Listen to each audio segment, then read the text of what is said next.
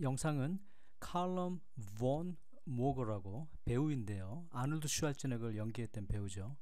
자, 두 명이서 바벨컬을 하려고 하는데 둘이서 협조하니까 더 안전하고 이코노미컬 할까요? 아니면 더 위험할까요?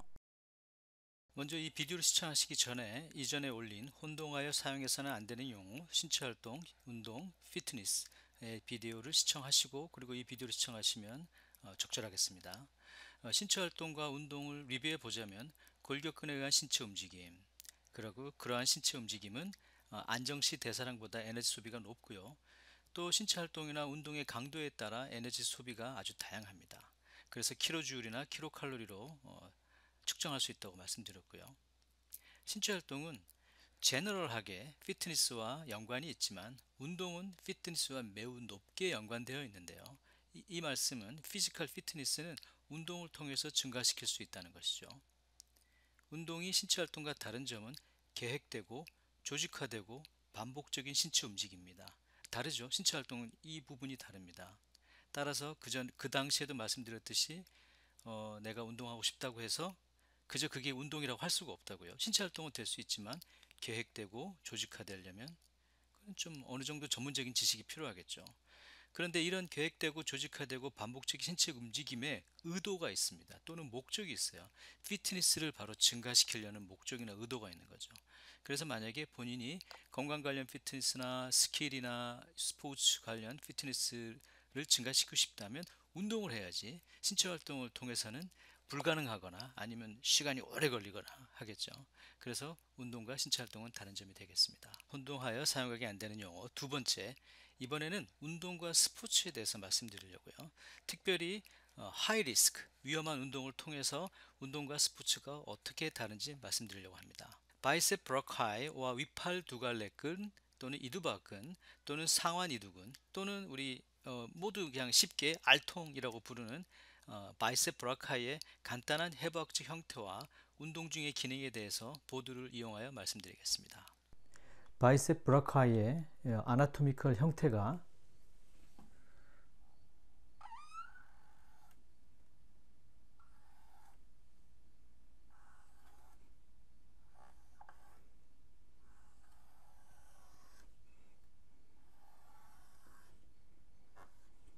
이렇게 되어 있죠. 네.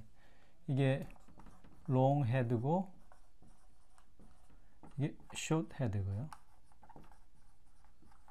머슬이 이렇게 돼서 붙는 부분은 오로지 한 부분,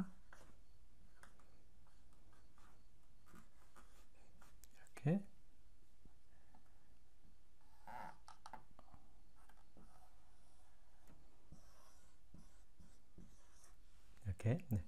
이렇게 머리가 두 개가 있고 꼬리 부분 하나만 있어서 이렇게 스트레스가 있다면 머리 부분은 두 개니까 텐션이 나눠질 테고, 그런데 끝 부분, 꼬리 부분 하나니까 텐션이 집중되겠죠. 아주 무거운 중량을 들 때 발을 잡는 힘을 증가시키거나 피로를 감소시키기 위해 얼터네이티브 그립이라는 그립법을 사용하는데요. 그런데 이 그립법은 미국 스트렝스 앤 컨디셔닝 협회의 교과서에도 설명되어 있는 그립법입니다. 이 얼터네이티브 그립을 리버스 파워 그립이라고 부르기도 하는데요. 따라서 리버스 파워 그립이라고 하면 어떻게 들리시나요? 매우 강력한 그립법으로 들리잖아요. 따라서 무거운 중량을 사용하는 운동, 예를 들어 데드리프트, 슈럭 등을 할 때는 합리적으로 이 리버스 파워 그립이라고 부르는 얼터네이티브 그립을 사용해야 되는 것처럼 생각이 됩니다. 앞에서 보드를 통해 설명할 때 영어로 제가 텐션 또는 스트레스라고 말씀드렸는데요. 우리말로는 근의 장력이라고 하면 되겠습니다. 사진에서 보는 바와 같이 얼터네이티브 그립의 경우 텐션, 네, 근의 장력이 두 개의 머리 부분에서는 나뉘어져 상쇄되지만 아래쪽에서는 오직 한 부분만이 근 장력을 감당해야 합니다. 그래서 데드리프트 운동 시에 이 얼터네이트 그립 아주 세게 잡고 싶으니까 보통 왼손이 약하니까 왼손은 수피네이트하고 오른손은 프로네이트해서 이렇게 잡게 되겠죠.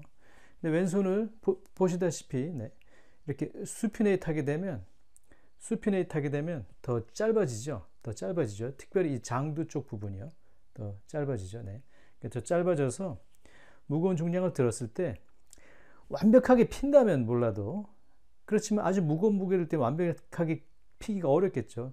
조금이라도 이렇게 조금이라도 구부리게 되면 이두박근이 아주 보기에도 확실하게 액티베이트 되잖아요. 네, 그래서 텐션이, 그 무거운 중량의 텐션이 이두박근은 두 개니까, 머리 쪽은 두 개니까 텐션이 나눠지겠지만 꼬리 쪽 부분으로 다 집중하게 되겠죠. 네.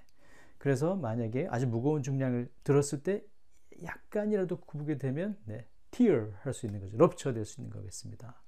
근데 이 데드리프트나 바벨 슈로카 같은 운동 중에는 이렇게 바는 두 손으로 잡으니 두 손을 보면 근의 장력이 더 나뉘어져서 이 사진의 경우 오로지 대부분의 장력이 왼쪽 손의 이두박근 아래쪽 건 부분으로 집중되는 것을 볼 수 있습니다.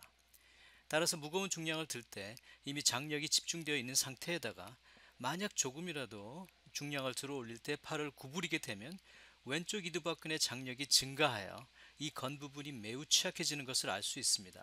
따라서 상해의 위험이 매우 높아진다고 할 수 있습니다. 그러면 실제적으로 데드리프트 동작 시 얼터네이트 그립을 사용하였을 때 수피네이트된, 즉 손바닥을 앞으로 향하게 한 팔 쪽의 이두박근이 상해에 있는 장면을 보도록 하겠습니다. 보시는 바와 같이 얼터네이티브 그립으로 잡았습니다. 이것은 뭐 근력학, 미국 근력 앤 컨디셔닝 학회에서도 추천하거나 알려진 그립이니까 뭐 누가 반대할 수 없겠죠. 발을 잡는 힘을 계속 유지하기 위해서 얼터네이트 그립으로 잡은 것 같고요. 그리고 보시다시피 레프트 핸드가 팜업 됐죠. 네. 그러면 이두박근이 더 액티베이트 돼 있겠습니다. 오른쪽보다요. 그런데 뭐 아시다시피 이렇게 무거운 중량으로 바벨 컬 할 수 있는 사람은 없죠. 그래서 이렇게 무거운 중량을 사용할 때 그때 바로 팔을 약간이라도 구부리게 되면 그쪽으로 장력이 증가해서 tear나 rupture 될 가능성이 높겠죠. 자, 중량을 들고 방금 보셨나요? 약간 구부러져 있죠. 완전히 필 수가 없습니다. 그래서 약간 구부러져 있고요. 드는 와중에 보셨나요? 지금 이거를 이렇게 알통처럼 둥그렇게 되는 현상을 포파이즈 사인이라고도 하고요. 네. 그래서 아마 이 저지들은, 이 감독들, 코치, 뭐라 그러죠? 심판들은 이미 바이셀 럽처가 일어났구나 이렇게 생각할 수도 있겠습니다. 자, 이렇게요. 그냥 동작으로 볼까요?